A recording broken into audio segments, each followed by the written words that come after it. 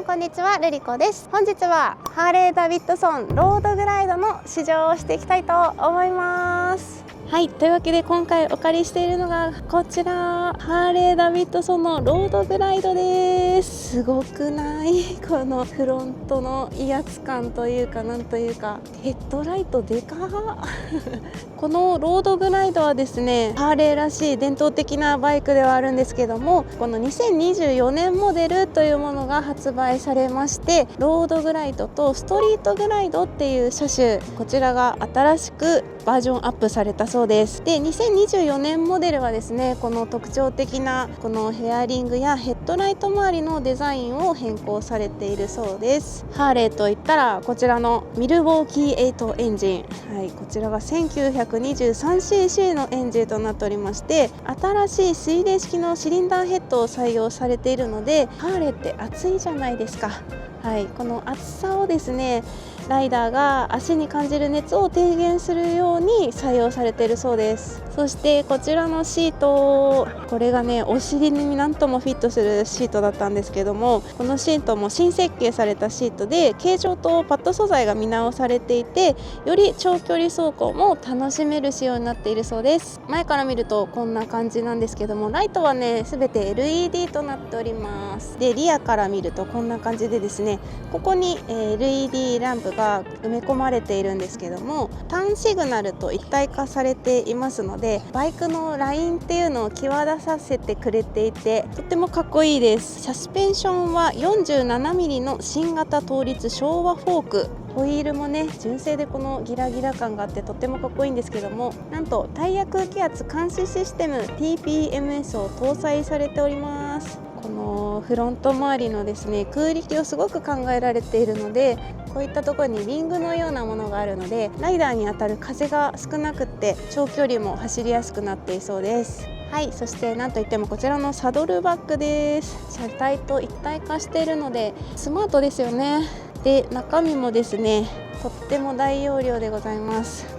両側あるからこれだけあれば別でバッグを積む必要もないんじゃないかなってぐらいの量が積めます。はい、そしてハンドル周りはこんな感じです。結構ね、ボタンがたくさんありますね。これはなんせね、今からつけるこのモニターにご注目ください。メーターは 312mm の TFT ディスプレイとなっています。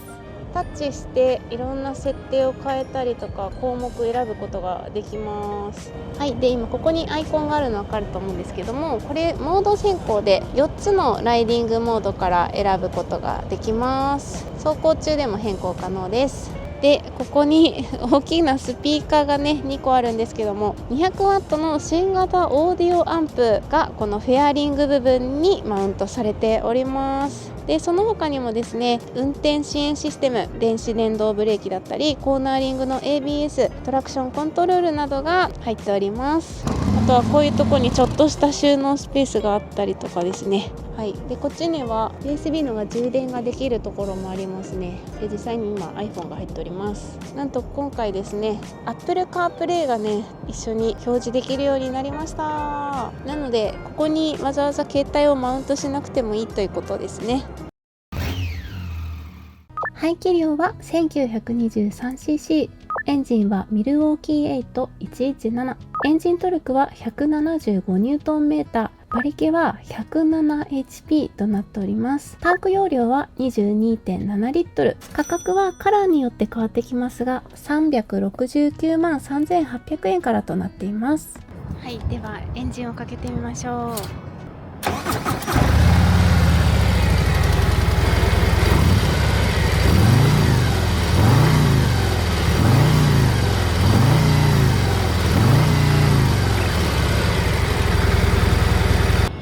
3500回転まで回らない仕様みたいだったんですけど、これは走行中もとてもいい音でした。ついつい開けたくなっちゃうような太い音です。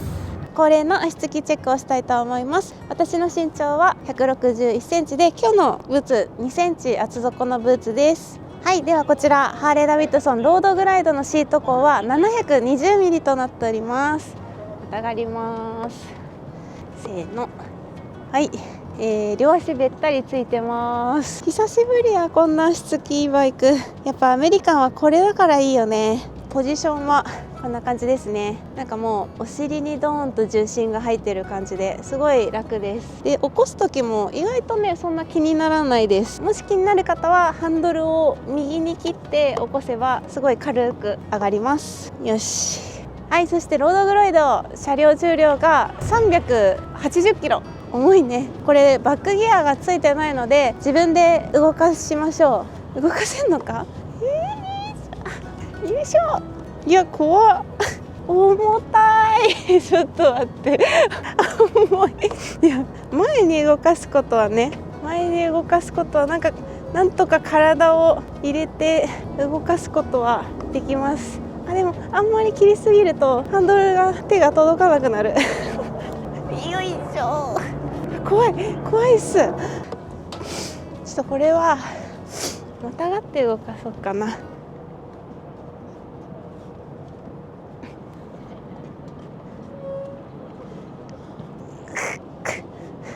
頑張れば下がれるね。怖いからやめとこう。こんな感じです。よし、では試乗します。緊張するで。まずここを出るのが緊張するで。それ引き起こしは結構軽い。届くか。届いた。でかっ。今日はこんな横浜のど真ん中で試乗会をしております。よっほーい、気持ちいい。というわけでね、今回はこのハーレーダビッドソンロードグライドの試乗です。かつてこのハーレーの試乗の中で一番大きい車両なんじゃないでしょうか。スタート。めっちゃパワフル。速い。やば。めっちゃ速い。マジ。めっちゃ速い。すごい。これトルクがやばい。いいね。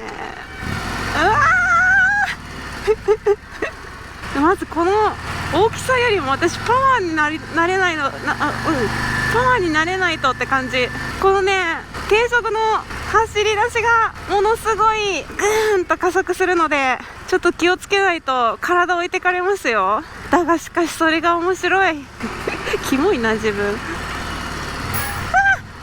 ジでやばいパワーやばいこれほんとシートベルト欲しいぐらいでですね、ちょっとすごいですよ。大きさに慣れてないもんでこの停止の時とかちょっとドキドキする。なんかさ、写真で見た時はこのハンドルがすごい高く感じたからすごいチョッパースタイルなのかなと思ってたんですけど、意外と乗ってみると割と自然なポジションなんですね。ずっと乗ってたら腕とか痛くならないのかなって思ったんですけど、いやこれ純正でこの音なんだよね。気持ちよさしかないよね。久しぶりにこんなにトゲトゲしいバイクに乗ったかもしれん。ヘルメットの中何にも見えてないと思うんですけどずーっと笑っとるずっと爆笑してます私今。そしてね、今回大目玉というのがこの液晶モニターですよ。めちゃくちゃ綺麗じゃないですか。で今回はね iPhone とも接続ができるので今ねこの iPhone をつなげて Apple CarPlay を表示している状態です。で今地図がね出ているんですけど、いやーありがたい。しかもこれね画面にタッチパネルなので割とこう感覚的にも操作が可能ですね。なんかほんとパワーありすぎて一足しか使わないね。うわー、あれ意外と普通に曲がるな。こんなでっかい車両で横浜のさ細い街並みを走るなんてちょっと大変すぎないと思ってたんですけど、普通に走れちゃうもんだね。おー、曲がれるね。うわー、いい音すぎるちょっと難点なのがですね、クラッチがちょっと重いのと遠いから私手がちっちゃいもんでそこが大変。握力鍛えないと。これはなんかハーレーってちょっと申し訳ないんですけどニュートラルに入れづらいイメージがあるんですけど、今回すんなり入ります。いつもねガチャガチャガチャとかやってたんですけど、で音楽が今ね実は流れてんですよ。聞こえるかな。ちょっと流しながら走っちゃうかな。やばい、なんかこの快適さはちょっとホンダのゴールドウィング以来なんじゃない？めちゃくちゃ快適なんだけど、やばい、本当にヘルメットの中ずっと笑ってる。なんかね、このシートね、ソファーよソファー。なんかお尻のフィット感すごいんですよ。すっぽりお尻がねはまってくれてるんで、絶対これ疲れないやつ。なんかお尻も気持ちいいって言ってます。これなんか本当一定で走ってることが本当苦じゃないね。多分今日はちょっと乗れないんですけど、高速道路すんごい快適だと思う。ここも調節ができるんだけど、一応今こうやってたから割とまあ普通に風は来るかなっていう感じだったんだけど、今多分ちょっと閉じ気味にしてみますね。さあどうかな。さっきよりは風は来ない気もする。っていうか本当にねパワーめちゃくちゃあるのでまあ入れて3速だよね。一般道で60キロを3速で走るぐらいがすごく心地が良いです。3速60キロで2500回転いかないぐらいですね。もう1速下げてもいいぐらいかもしれないけど、ちょっとこれクルーズコントロールも使えるんだもんね。59キロ楽てかやっぱ全然風来ないわ。なんていう快適さ。今日結構風が冷たいんですよ。なんですけど多分この前のねカウルのおかげで全然風体に当たってないのね。すごい助かると思って最高すぎるんだけど。はいまたねしばらく走った後なんですけど、いやこのエンジンめっちゃ元気だなとか思ってたら、そういえばこれモードがねいろいろあるんでしたよね。そうだそうだ、モードを変更してみよう。今ね多分一番激しいスポーツモードな気がするんだ。一番左下に S って書いてあるもんね。変えよう。これね一応走行中でも変更できるんですけど、ここのモードってボタンで変更します。わかりやすくロードにしてみようか。あ、優しい、すごい優しくなった。おお、むしろレインの方がいいんじゃないか。この市街地走るときはいきなりパーって加速する感じがなくなりました。すごいまろやか。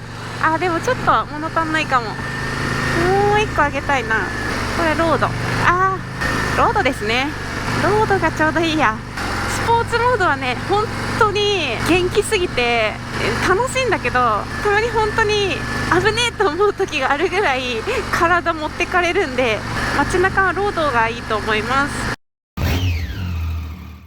さあ今回は1時間弱ぐらいのね試乗時間で、あんまりねいつもみたいに高速道路乗ったりワインディング行ったりっていう時間はなかったんですけど、市街地だけでもこんなに楽しいんだから、多分1日乗ってたらもっと笑い止まんないんだろうなって感じ。とにかく見た目がごついじゃないですかこのバイク。特にこのフロント周りの威圧感、このバイク後ろについたら譲るよねってぐらいの存在感のあるバイクで、私運転できるのかな乗れるかなってすごい不安だったんですけど、確かに重いよ他のバイクに比べたら絶対重い。だけどその重さって安定感に直結すると思うので、こんな快適なバイクないなーって感じですね。